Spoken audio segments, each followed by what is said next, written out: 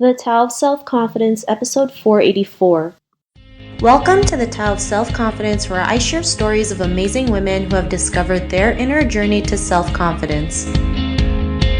Visit our website at thetaoofselfconfidence.com. Your inner journey to self-confidence awaits. Well, hello, friend. Welcome to the Tao of Self-Confidence, where I share stories of amazing women who have discovered their inner journey to self-confidence. I'm your host today, Sheena Yap-Chan, and today I have a phenomenal lady on the show today. She is the co-founder of Menstrupedia, and I'm really excited to have her on and share her story with us today. So without further ado, I'm going to introduce you to Aditi Gupta. Aditi, how are you today? Maybe you can fill in a little bit more about yourself to our listeners. Yes, thank you, Sheen. Lovely being at your podcast, and hello to everybody listening. My name is Aditi. I am based out of India, and I run this initiative. It's called Menstrupedia, where we educate girls and women about menstruation. Periods, as such, is largely a taboo in our country. Not only in our country, but mostly in the South Asian region, and nobody talks about it. In India, what happens is that the whole topic is missing from the curriculum. So girls get their periods by standard 5 or standard 6, and the chapter which talks about menstruation comes only by class 8, 9 or 10. In most of the cases, all these, even if it comes in the curriculum, it is taught in a very, very academic fashion. Like, for example, words like vagina are censored in the book, so nobody knows where the blood is coming from. It's written in a very vague form. In most of the cases, teachers skip the chapter in their school. So most of the girls actually grow up in India looking at their body as impure and something to be shameful of, because menstruation is always spoken in a very hushed way. So yeah, that is pretty much how I grew up, with a lot of stigma around the subject and a lot of restrictions that are imposed upon a girl, and of course not knowing what periods are. So to deal with the taboo and to deal with the awareness that is present everywhere, does not matter whether you come from a rural part of India or whether you come from an urban part of India, it's everywhere. I, along with my co-founder, Tuhin Paul, who is my husband, also, we started Menstrupedia. We thought that why not create educational tools to make people comfortable to talk about menstruation, and that is how Menstrupedia came into being. We launched a book in 2014. It is called Menstrupedia Comic Book, which is widely used in India and across the world. Awesome. Well, thanks for sharing that. And I think that's a great initiative that you have. I don't think there should be a taboo about, our bodies, especially. It's a part of us. It's something that, is natural to us. And I think talking about it is great, right? If there was nobody in India who's starting it, you're there to start that and educate girls about their bodies. And, something like menstruation is something we go through as women. So thanks for sharing that. And Aditi, what's your cultural background? I generally represent the middle class of India. My parents are very, very well educated. Even I am very educated, so everybody in my family has a postgraduate degree. Our family faith is Hinduism, and everybody studies a lot and does work, and we generally celebrate all the Hindu festivals that are there in our country. Thanks for sharing that. And what would be your favorite self-confidence quote? I think I really believe in perseverance, and a lot of self-confidence is rooted from there, because you have a lot of skills that you study in your college or in your school, and there are a lot of skills that you acquire only through a lot of hard work. And entrepreneurship or starting a company is definitely one of them, where nobody teaches you how to handle this part of this part of initiative or this part of a company, and that only comes through when you keep doing it and you get better at it, and that's the source of self-confidence. Thanks for sharing that. And in your own words, how do you define self-confidence?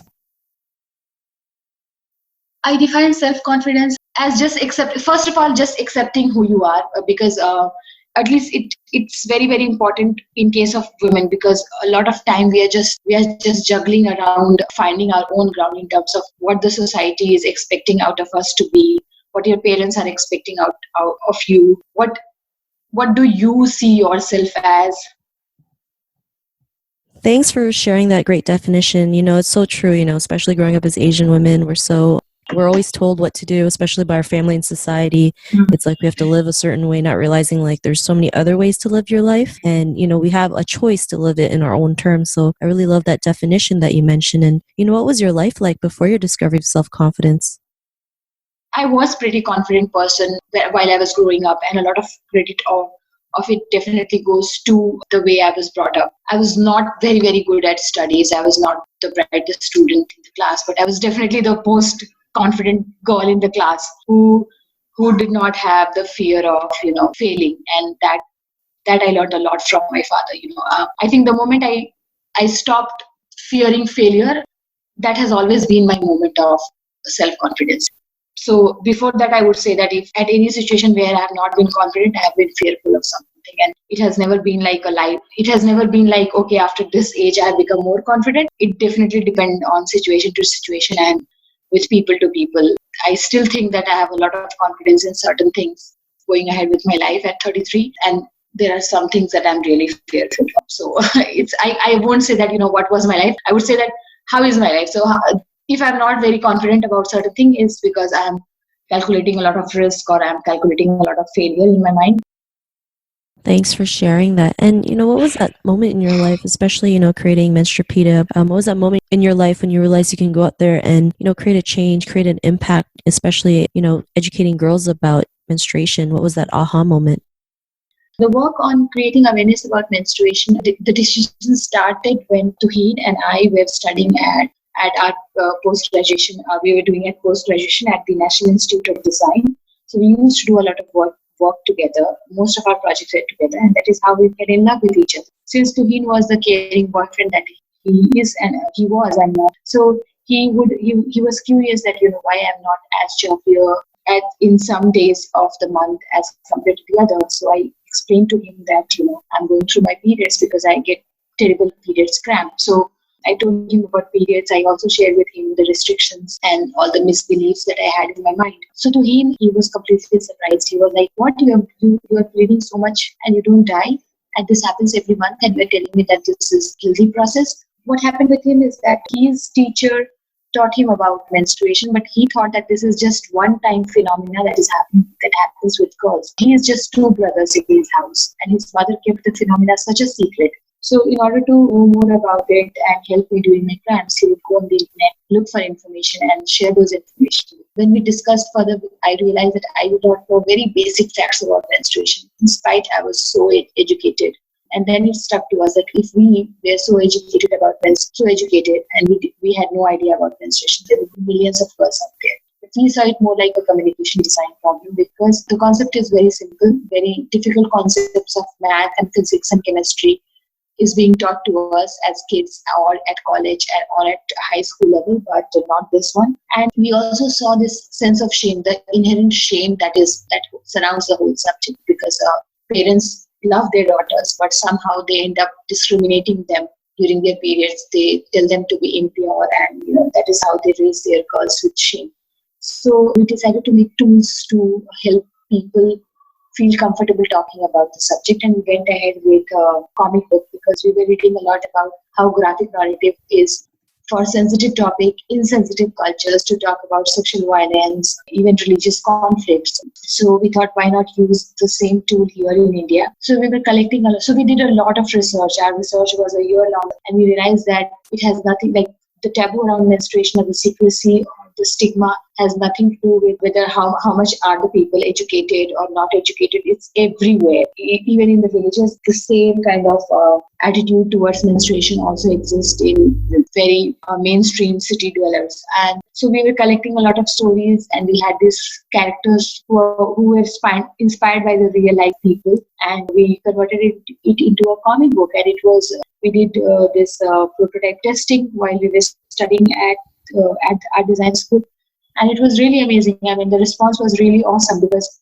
we were very careful about keeping it culturally sensitive. There has to be no imagery that would offend parents or teachers, and we could see that the girls were opening the comic book and reading it in front of their parents or their teachers, and sometimes even boys were interested in reading it. So That is what happened in 2009 when we tested that the prototype is working. After our post graduation, we both of us we got our jobs and we worked in an e-learning company where we learned about creating education tools for professionals and students. And then we got married. After getting married, we quit our jobs and started working on Menstrupedia full time from 2012. Awesome. Well, thanks for sharing that. That's a great story, especially like you mentioned, right? These topics are considered a taboo, and we don't even know how it started or why it started. Not realizing like menstruation's a part of our bodies as women, and we should be able to talk about it freely and naturally because it's part of who we are. And because you were able to do that, go out there and help girls and women educate about menstruation and having this purpose. What's your life been like now? I would say that, I have this sense of pride in my heart.